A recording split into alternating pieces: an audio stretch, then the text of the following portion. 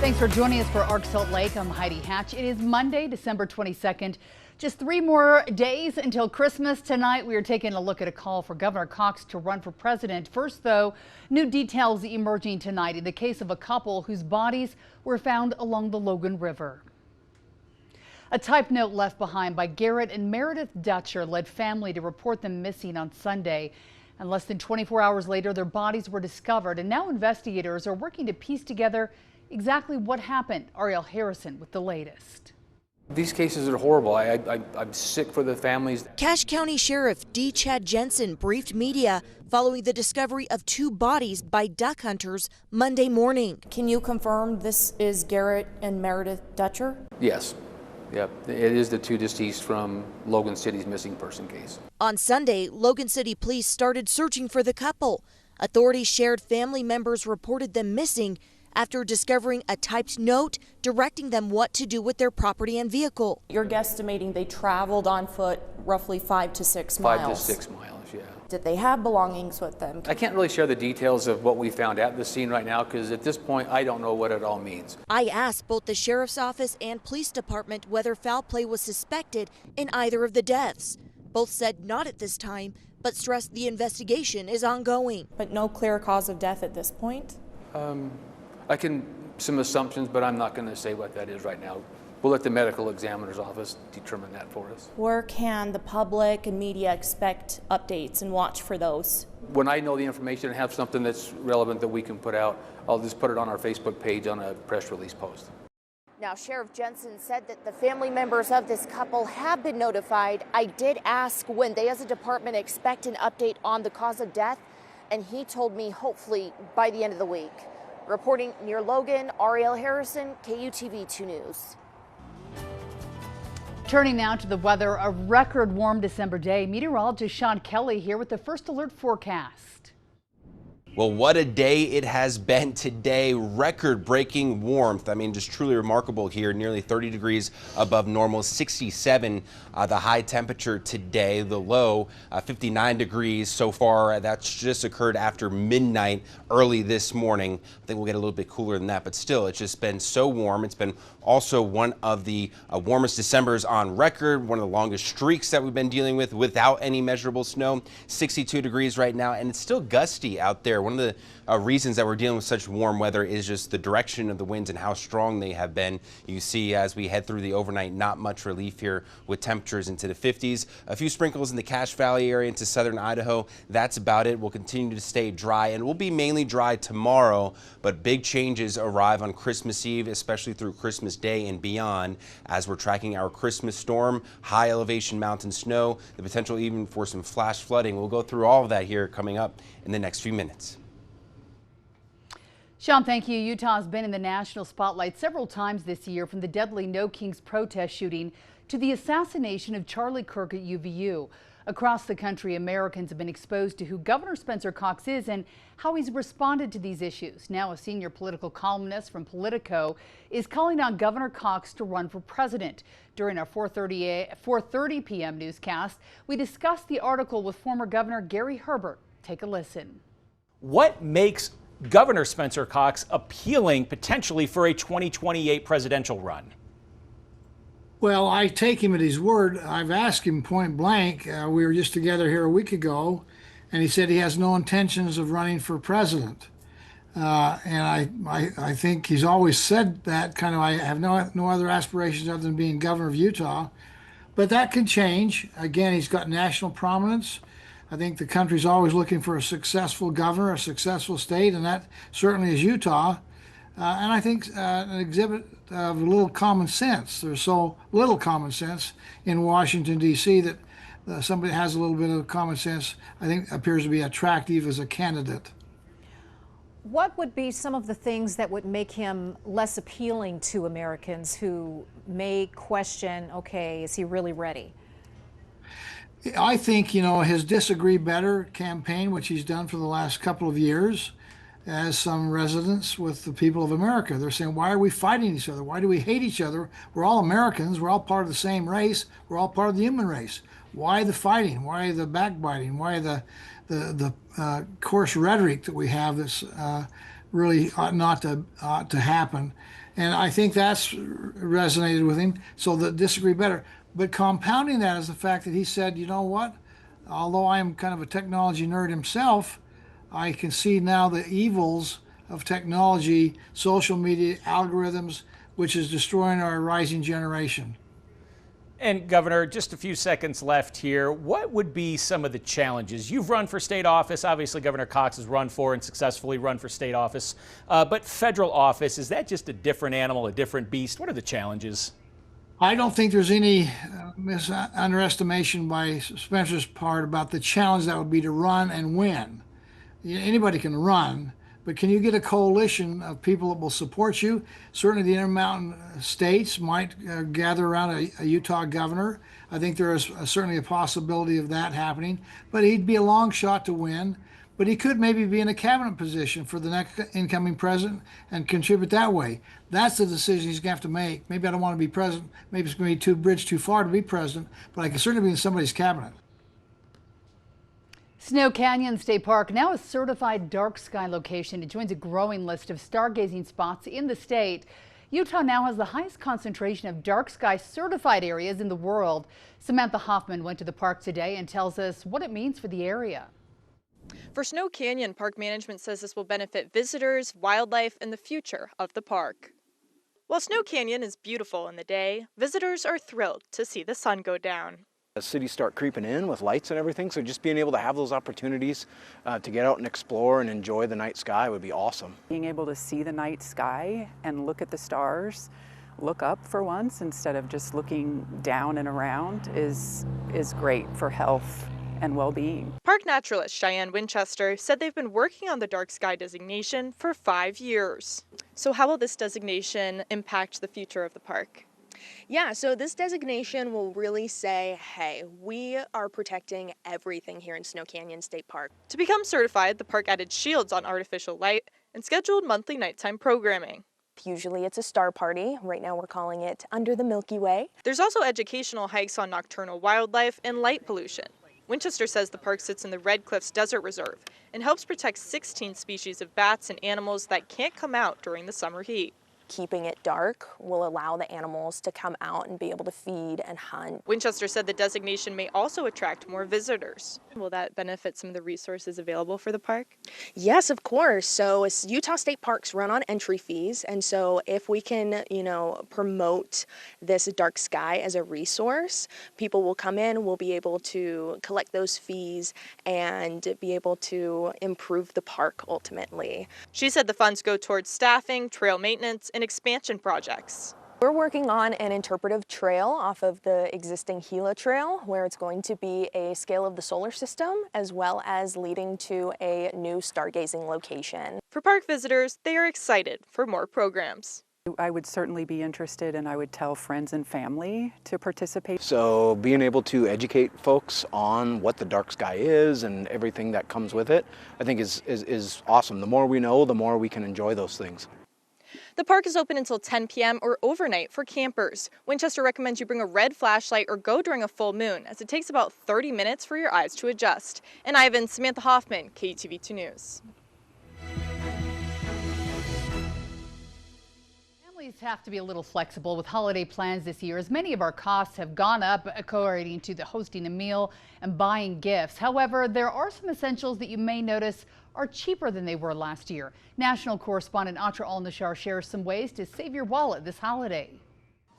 Persistent inflation this holiday season may have you checking your shopping list twice. Preparing for the big family dinner, Americans may find themselves leaving those beef roasts or steaks on the shelf. Beef prices are up almost 16% from last year. Reaching instead for pork chops or a ham could make for a more frugal feast, as pork product prices have either dropped or are comparable to last year. Over in the liquor section, it may serve you in the long run to stock up. Industry experts say prices will only rise from here as the effects of new 15% tariffs on all European wine and spirits impact new orders. All of those beautiful French, Italian, Spanish wines that we're used to seeing on the store shelves, I think you're going to start to see fewer and fewer of those. In this video to customers, Allison Eggman, CEO of Ambassador Wines of Washington, says even domestic producers like them are caught in the crosshairs of President Trump's trade war. Most of the packaging that we use for our wine comes from other countries. Expect to see some impact. Tariffs also hitting the toy section. You don't need $37 for your daughter. 2 or 3 is nice. CEO of Learning Express Toy Stores, Lauren Dersh, says about half of their vendors have raised prices because of tariffs. Our vendors are paying hundreds of thousands, even millions in tariffs, and it's just not sustainable. Where your wallet will find some holiday cheer is at the gas station. More than 109 million Americans are expected to drive to their year-end destination, according to AAA, up 2% from last year. Low gas prices are a big reason why. As of Monday, the national average for a gallon of regular, $2.85, down 19 cents from last year. If you're looking for last-minute gifts and last-minute savings, consider sporting goods, dish sets, and smartphones, all items that generally, according to government inflation data, cost less than they did last year. In Washington, I'm Atra Elnashar. Coming up here on Arc Salt Lake, Santa's not just in the North Pole, he is plugged in as well. How one Utah Santa and his helpers are spreading Christmas cheer all around the world.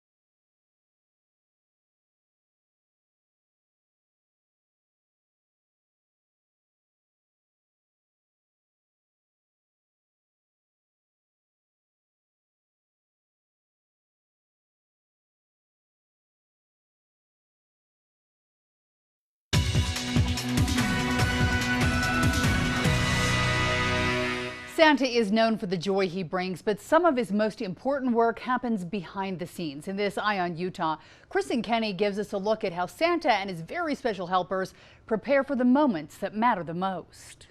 Ho, ho, ho, ho. It's kind of understood. Santa can't be everywhere at once, right? Santa needs helpers all around the world. When Santa's not in the workshop and not delivering toys, Santa logs on. Oh, look at all the Santas! With one click, hundreds of Santas from around the world appear. Oh my goodness, this is so awesome. Red suits, white beards, and one shared purpose. To spread that Christmas spirit. It's called the Worldwide Santa Network, a virtual meeting place where Santa's helpers from across the globe come together to learn, share, and support one another. And I got to meet Santa in Utah. Are you the real Santa? He'd have to have a real beard, right? Uh-huh. Do I have the real beard? You have a beard. I have the beard. He'd have to have the right suit. Okay, fair enough. What is your favorite cookie? I have never met a cookie I didn't like yet. Santa continues to show me the network and what today's training is really about. All right, in today's session, they discuss some tough questions. I got the question over the weekend, can you bring my mommy back? That's a first for me. Man, it was tough. And how to make sure every child feels seen, heard, and loved. how to better serve every person, especially those with special needs. That mission is personal for this Santa. I have a grandson that's on the autism spectrum. He spends a lot of his time in Utah working with nonprofits that serve children on the spectrum and says one visit changed him. It was the best experience because I walked into that classroom and to see those kids' eyes and excitement, and I probably got more hugs that day than I've gotten in all of my time. And with a little help from Santa's helpers across the world. Merry Christmas. Thank you. Santa is making sure kindness reaches everyone. Don't worry about whether you're on the naughty or nice list. Go out there and be kind. And if you're a kind person, you don't need to worry which list you're on. Here at KUTV, we're always looking for stories that highlight the best of Utah. If you have an idea you think we should feature, email us at eyeonutah@KUTV.com. The 2 new Salvation Army Angel Tree, presented by Cypress Credit Union and sponsored by Smith's, Whipple Service Champions, Utah Ford Stores, Balance of Nature, and Summit Sotheby's International Realty. The 33rd annual KUTV Salvation Army Angel Tree is now underway. It's not too late to help a child or a senior this holiday season. Scan that QR code you see on your screen to make a donation today. You can also make a donation at any Cypress Credit Union or a Smith's Marketplace. Those monetary donations will be accepted until the end of this year.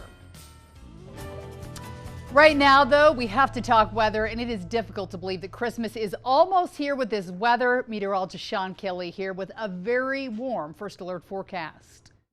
What a day it's been. 67 degrees for a high temperature today, nearly 30 degrees above normal. And believe it or not, we've got more record-breaking temperatures here in the forecast through the next few days. What's going on?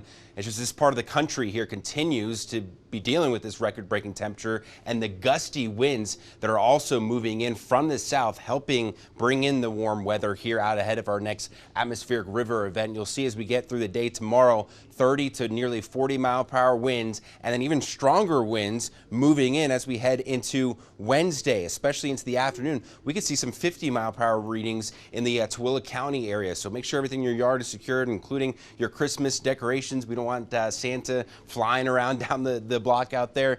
We've got, again, quiet conditions for now. This is a look at the atmospheric river that is setting up once again for Northern California. They're going to be in for a doozy of a storm here in the days ahead as well, with the Sierra Nevada mountains seeing 4 to 8 feet of snow. Eventually, again, we'll start to see some changes, more so as we head into Christmas Eve. In the evening hours, up and down the I-15 corridor, especially down across southwestern Utah, we see some heavy rain, some thunderstorms out there. As we make our way into Christmas morning, still dealing with some scattered rain showers. But by Christmas evening, we start to see some drier air work its way in. Still isolated showers, but nothing too substantial. We'll get a little bit of a lull in the activity, and then we recharge and get ready for Friday evening when we see colder air moving in and the potential for a mix of rain and snow, with lowering snow levels down to potentially as low as the valley floor. So we'll be watching out for that and any changes here to the intensity and just how cold this storm will be. But it is starting off very mild, no doubt. And many areas will see all rain, and we could see a whole lot of moisture with this, about 1 inch to 2 inches of rain moving in across much of the state here. But again, this will bring some beneficial snow. It's going to be that heavy, wet, dense snow, though, and unfortunately those snow levels are going to be really high, dealing with above 9,000 feet. Could see some good snow, 10 to 20 inches all the way through Sunday, and about 5 to 10 inches above 8,000 feet. So those lows overnight, we're down into the 40s across much of the state here, so still pretty mild. And another day with record-breaking temperatures back into the 60s, increasing clouds, a spot shower down across southern Utah. But this Christmas weather here through the remainder of the week here, very mild and well above normal. St. George, you're looking at temperatures here into the 60s and 50s, some thunderstorms on Christmas Day. We'll see a few showers lingering into Saturday across the Wasatch Front. Temperatures here into the 60s for the next several days, cooling off and eventually down into the 40s by the weekend, with the potential for a few snowflakes. Coming up on Arc Salt Lake, doing down in space history, the incredible accomplishment from one aerospace engineer just ahead.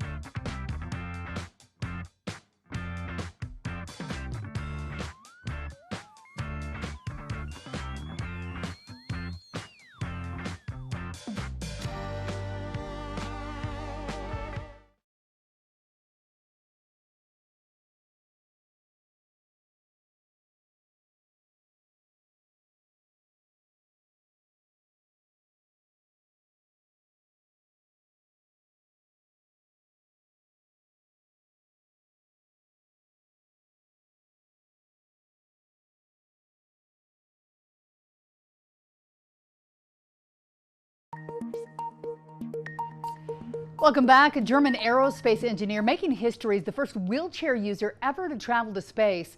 33-year-old Michaela Benthaus blasted off in Blue Origin's New Shepard rocket in West Texas on Saturday. Benthaus damaged her spinal cord in a 2018 mountain biking incident. The flight lasted about 10 minutes. Ahead of this flight, Benthaus said she'd always wanted to go to space, but didn't think it was something that she could possibly and actually do. So what would you do with more than $1 billion? That's a hard question. The Powerball jackpot now sitting at $1.6 billion, the fourth largest prize in the game's history. There were no winners Saturday, and while we know the lottery is illegal here in Utah, we also know people love to drive to Idaho and Wyoming to get tickets. If there's a winner tonight, they can choose a lump sum payment of $735 million before tax or an annuity option that allows the winner to receive one payment immediately. Then 29 annual payments that increase by 5% each and every year. Thanks so much for joining us for Arc Salt Lake tonight. More news coming your way for 2 News at 9 and 10 o'clock. Have a great night.